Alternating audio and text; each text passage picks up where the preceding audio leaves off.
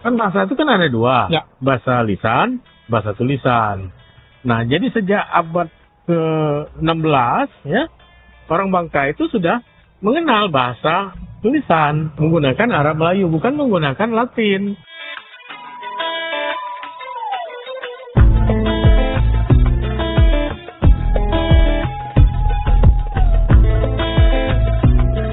Masyarakat di Bangka Belitung pada masa abad 16 sudah mengenal aksara Arab Melayu. Di saat masa pemerintahan Kesultanan Palembang Darussalam tahun 1666, terdapat aturan yang mengatur kewenangan jajaran pemerintahan Kesultanan Palembang Darussalam yang ada di Bangka menggunakan bahasa Arab Melayu. Tak hanya itu, peraturan adat yakini Sindang Mardika juga ditulis menggunakan aksara Arab Melayu. Pada masa Inggris berkuasa di Bangka, masih menggunakan aksara Arab Melayu, baik surat perjanjian hingga stempel pemerintahan saat itu. Sebelum mengenal huruf Arab Melayu, masyarakat di Bangka sudah mengenal huruf Palawa sekitar abad 7. Hal ini terlihat pada batu prasasti Kota Kapur.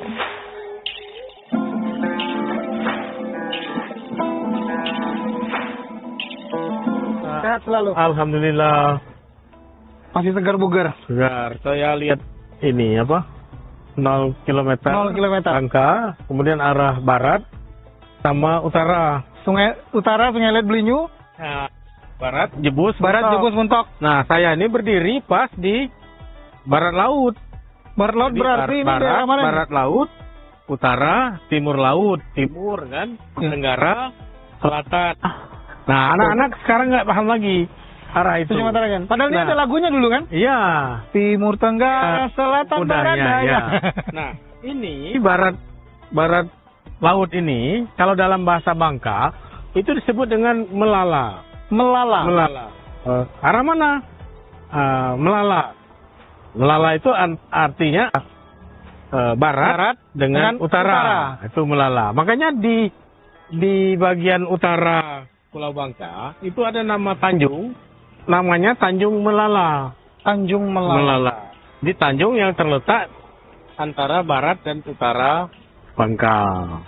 Oke. Nah, cuma saya lagi menyelidiki untuk barat daya, tenggara kan, kemudian apa namanya, timur laut, itu apa bahasa Bangkanya? Masih ditelusuri. Baik. Tapi yang sudah tertelusuri itu adalah barat laut. Barat Laut ya. Atau melala. Melala. Ya. Tuh, hari ini 0 Ya. kilometer.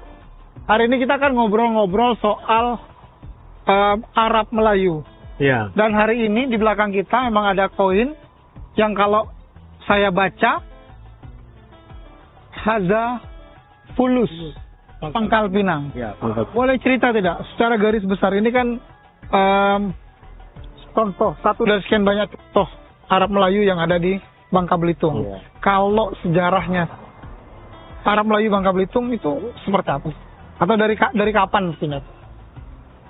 Kalau terkait dengan Arab Melayu, Bangka Belitung itu kan sejak tahun 1666 itu kan sudah berada di bawah pengaruh Kesultanan Palembang Darussalam.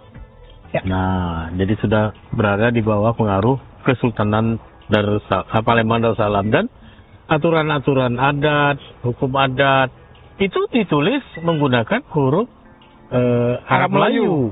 Jadi ada 10 pasal ya yang merupakan aturan adat yang menjadi kewenangan dari Rangga Tumenggung. Kemudian ada 45 pasal yang menjadi kewenangan dari mulai dari Depati sampai ke Lengan ya, kepala kampung kecil. Itu aturan-aturan adatnya sejak tahun 1666 itu sudah menggunakan Arab Melayu sebagai bahasa tulisannya ya, bahasa tulisan pada masyarakat Bangka. Artinya orang Bangka itu sejak 1600 itu tidak bisa kita sebutkan buta huruf. Memang dia buta huruf Latin, tetapi dia tidak buta huruf Arab. Huruf Arab karena huruf Arab digunakan sebagai bahasa tulisan ya pada masa Kesultanan Palembang Darussalam. Nah, begitu terus ya. Nah, kemudian itu buktinya ya, ada 10 pasal, 45 pasal Undang-Undang Sindang Merdeka itu ditulis dengan huruf Arab, sehingga kita membacanya pun agak sulit ya, karena mungkin kita sekarang kan, anak-anak sekarang terutama tidak belajar Arab Melayu. Kalau saya tahu sampai tahun 77 saya masih sekolah, namanya sekolah Arab. Saya punya 2 ijazah. Dulu ada SD kan, nah sore-sore kita sekolah Belajar Arab Melayu belajar di sekolah Arab namanya, madrasah ibtidaiyah itu dulu namanya sekolah Arab tahun 70-an itu. Itu dulu. Iya, belajarlah kita salah satunya Arab Melayu. Makanya kita bisa membaca. Tapi kalau kemudian saya mau dibantu soal untuk pertama kali mungkin bisa tidak ditemukan atau terdeteksi Arab Melayu pertama kali itu wilayahnya di 7 kabupaten kota Bangka Belitung itu di mana dulu tuh? Ya, kalau terkait dengan hukum adat tadi ya. Itu kan meliputi seluruh wilayah. Seluruh wilayah Bangka Belitung. Tersebar berarti ya. Karena hukum itu kan berlaku untuk seluruh wilayah, seluruh masyarakat Bangka kan. Nah, itu yang paling tua ya menurut saya. Kemudian yang berikutnya ketika Inggris berkuasa kan. Nah, Inggris juga misalnya membuat cap ya. Membuat cap itu ya tulisannya yang bisa dimengerti oleh orang Bangka, misalnya residen Inggris untuk Palembang dan Bangka itu menggunakan stempelnya saja menggunakan Arab Melayu. Nah, kemudian Sultan juga kan membuat misalnya meriam ya, itu capnya juga menggunakan huruf Arab Melayu. Tapi dalam catatan sejarahnya sendiri, dalam manuskrip kuno mungkin, Arab Melayu ini apakah hanya digunakan untuk ilmu pemerintahan saja, tapi apa juga di kehidupan sosial, atau justru sebagai penguat untuk syiar agama Islam? Semua. Jadi kan bahasa itu kan ada 2, bahasa lisan, bahasa tulisan. Nah, jadi sejak abad ke-16 ya, orang Bangka itu sudah mengenal bahasa tulisan ya, menggunakan Arab Melayu, bukan menggunakan Latin. Lebih tua lagi kan orang Bangka sudah mengenal bahasa Arab Melayu. Bahasa Sanskerta, bahasa Melayu kuno, tetapi tulisannya menggunakan tulisan Palawa dari India kuno. Tulisan Palawa. Ya. Itu yang lebih tua lagi dari Arab Melayu. Ya, huruf Palawa. Bahasanya tetap menggunakan bahasa Melayu. Nah, kalau kita ini kan huruf Arab, bahasanya Melayu. Makanya disebut Arab Melayu. Nah, yang lebih tua itu abad ke-7, huruf Palawa dari India, bahasanya Melayu kuno. Seperti yang ditulis di Prasasti Kota Kapur itu, 10 baris itu adalah hurufnya huruf Palawa, bahasanya bahasa Melayu kuno.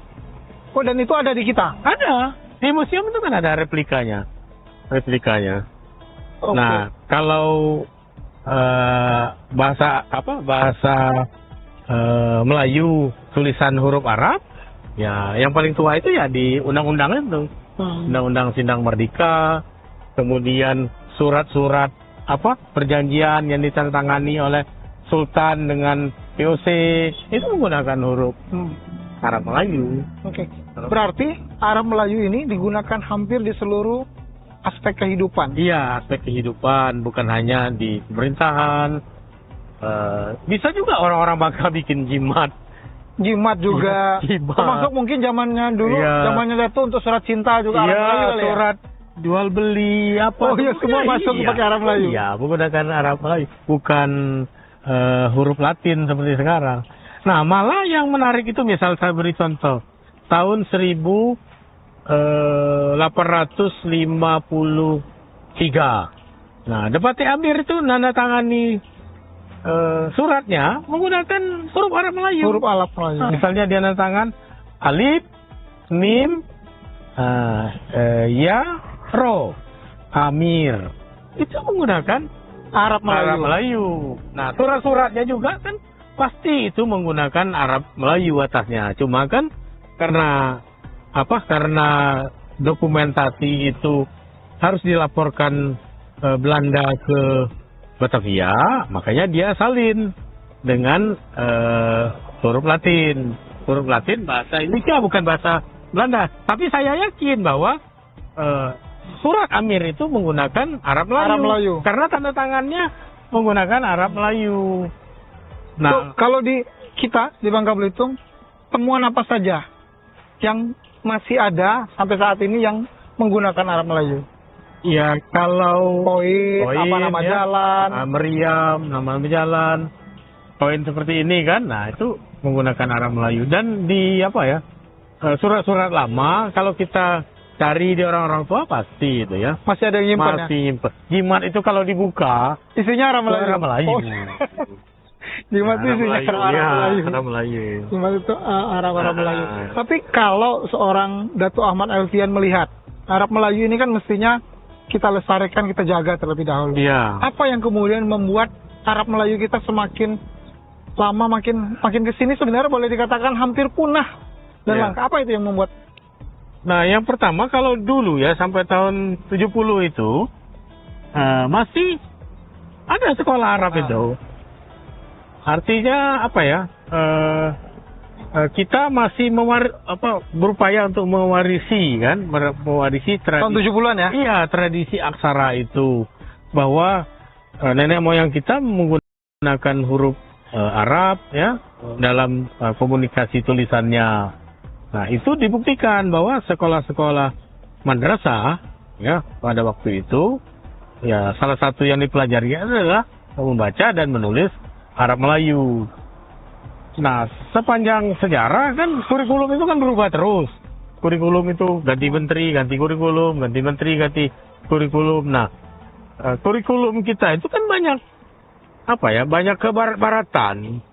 Karena para profesor, ahli-ahli pendidikan kita itu kan lulusan Eropa, lulusan Amerika. Nah, jadi hal-hal seperti itu mereka anggap tidak penting, tidak perlu. Nah, sebenarnya untuk pewarisannya lebih bagus ya di SD ya misalnya ya, di SD itu ada muatan lokal. Masuk di muatan dikembalikan, lokal. Ya, dikembalikan lagi ada muatan lokal misalnya kan terkait dengan huruf pegon ataupun huruf Jawi itu ya, Arab Melayu itu. Sehingga anak-anak kita ketika dia mempelajari naskah-naskah kuno, naskah-naskah lama kan terkait dengan manuskrip lama Melayu, dia bisa mempelajarinya. Jadi bisa langsung membacanya.